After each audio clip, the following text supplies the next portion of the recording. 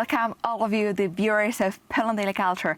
We take you today for a fascinating journey through jazz and soul. With us in the studio is a star, Stan Breckenridge.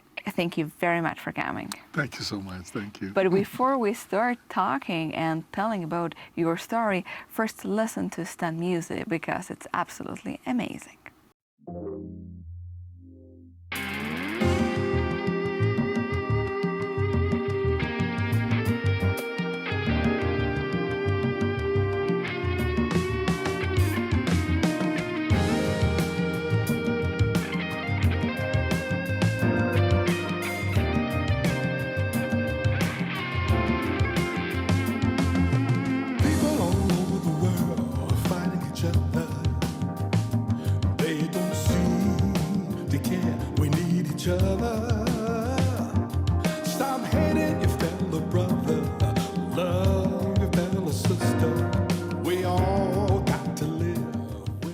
So this was Stan Breckenridge as a musician, and here we have him in the studio to talk about your story. But we finished the previous episode with the question, why Poland? Why Poland, right. Excellent question, because Polish people always ask me this question, and so I have an answer for it every single time. It is because of the culture. You know, I am fascinated with this part of Europe.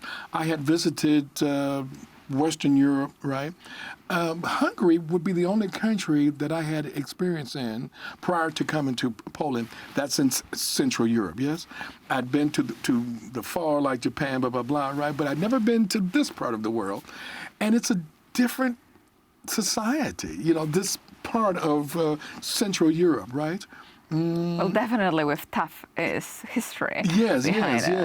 I must say to you that, which is connected with my teaching Polish students too, is that Polish students are fascinated with African American culture, like I'm fascinated with Polish culture, in terms of overcoming adversities, right? A number of my master students at UMCS, their thesis centered on perseverance among African American culture. I am aware of the same story in Poland. There's the East and there's the West, yes? And so to see the resilience, the vibrancy that exists here in Poland. People often say to me, Stan, Polish people are shy. And I say, no, that's not right. I say, Polish people, in my humble opinion, are reserved. But once Polish people feel that you are their friend, that you are here not to take something, but you really want to know about Polish culture, you become family, right? And I have many families here. And then you have to eat a lot. Then I have to eat a lot, and I still am eating now, right? Yes. Well, while talking, like having you here right now in Poland, let's go back to the beginnings of your story, because you have, of course, fascinating life already behind you with a very rich biography, musical biography. And so you're a musician, you're a pianist, you're a singer, you're a composer, and you are a teacher and professor of musicology. So I would say a lot of rules and a lot of career.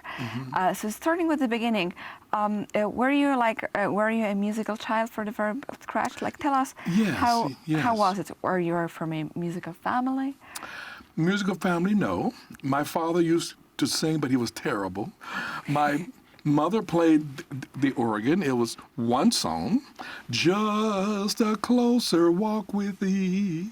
And used to play like this. And of course, I was so fascinated with this as a kid. And then one day, I was in primary school. I started to sing this song. I can't recall that song.